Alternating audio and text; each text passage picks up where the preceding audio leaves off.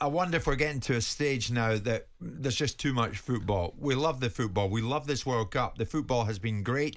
It seems to get better with every day that passes. But now we know the 2026 World Cup is set to last at least 5 weeks instead of 4. Yeah. To accommodate an expanded tournament. The tournament is in the United States, Canada and Mexico. 48 countries instead of 32. That would mean 104 matches compared to 64 at the World Cup in Qatar. Yep. Are we beyond saturation point, do you think? Depends who's getting saturated, because this isn't really about people watching it. This is about advertisers being able to support the financial model that FIFA and UEFA have in mind for increasing the revenues around those respective tournaments. So opening the Champions League up to more teams is about revenue. I don't think it's predominantly driven by how many people go to watch a game or how many people turn the television on, albeit advertisers will take that into consideration. It's about the revenue they can generate in different territories and how much more money they can wring out of the endorsers. And the same thing applies in the World Cup. Now, of course, the teams going to the World Cup have no disadvantage because they're not going to play any more games to win a World Cup. There's just going to be more teams in that tournament. Yeah. So with that in mind, you're still going to have the same situations. Like you're still going to have a group stages that throw out 32 teams, and and off you go from there. So with that in mind, I don't think we're at saturation point. I think one of the things that COVID showed us was the thing that got people through COVID to some extent, besides their own resolve and fortitude, was the ability to watch certain things. And what we saw televisually was the amount of games that were being broadcast, because we saw this inordinate amount of games being shown. And we saw that the appetite was significant. So I actually think that there is a space. I've been suggesting for some time, with this perception of the Netflix of football, that we could broadcast our own platforms and not need third-party broadcasters like Sky or BT. But I also think that that the appetite for being able to broadcast all games is there. If we're talking about, is this about in the competitive good of football? I doubt it, because that's not what it's about. This is about money.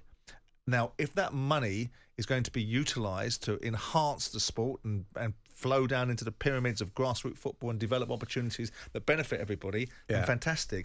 My concerns are that these conclaves of FIFA and UEFA, based in Switzerland behind faceless bureaucrats that are making decisions about how football should be restructured, it concerns me, because you've gone from 13 people in a World Cup in 1930 when it first started to 24 teams in 98, and the next tournament after 98 went up to 32. Right. Those are all sort of reasonable exponential growth. You're now saying we're going to go from 32 to 48, and from where and on what basis?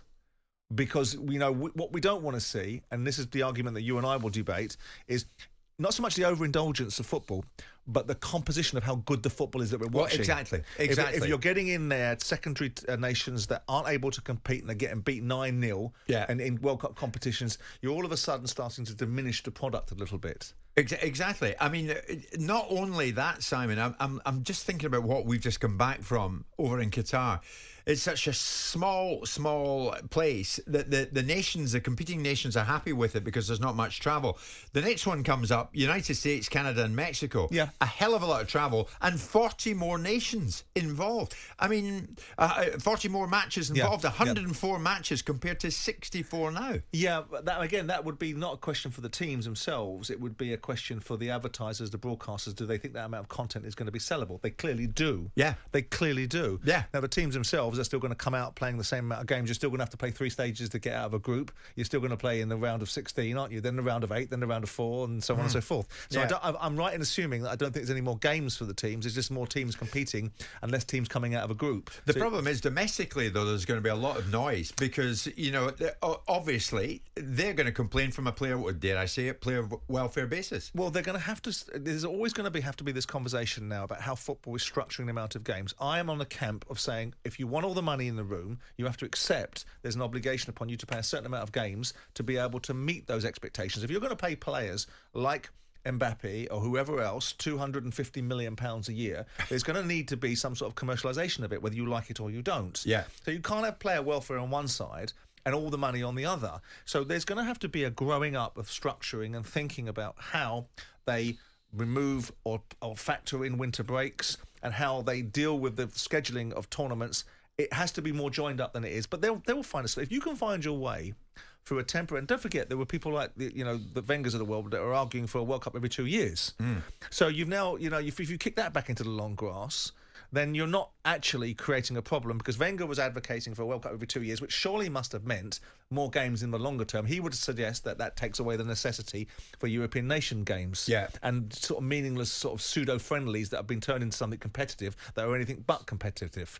So all in all, I think that there is an ability, if you want to increase squad sizes, if you want to increase the structuring of how games are played and sort of rebalanced, because you've got this Champions League that takes a break in November, doesn't come back until February. You've got to think about it strategically and say, right, okay, this is the landscape. It should never be a situation where international football goes head-on with domestic football, because there shouldn't be that confrontation. There shouldn't be the need for it. If you get grown-ups in a room and say, right, this is what we've got and this is how we're going to do it, stop telling people what you won't do, right, and start telling people how we'll overcome the problems that we've got.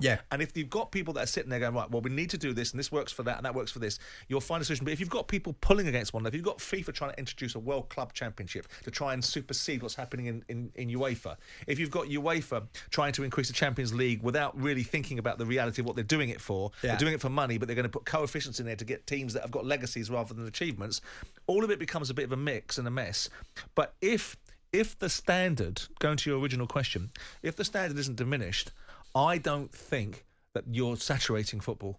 And I don't think you're saturating the demands, because I think people that will consume football, if we're talking about people consuming documentaries that tell us nothing about, the Sunderland documentary or the Tottenham documentary, which I believe are staged, but people have got a voracious appetite for. Oh, they have. Football will be the same then, won't it? Yeah,